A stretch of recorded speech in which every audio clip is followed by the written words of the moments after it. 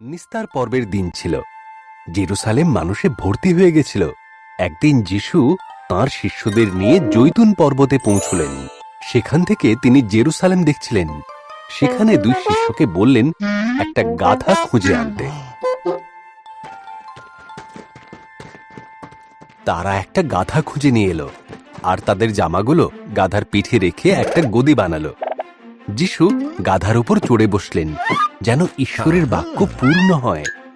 হে Jerusalem, দেখো তোমার রাজাকে, যিনি গাধায় চড়ে আসছেন। যিশু গাধার পিঠে চেপে জেরুসালেমের পথে চললেন।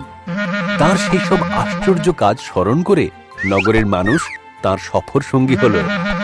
তাকে সম্মান জানাবার জন্য তারা তাদের জামা আর খেজুর পাতা রাস্তায় বিছিয়ে দিল।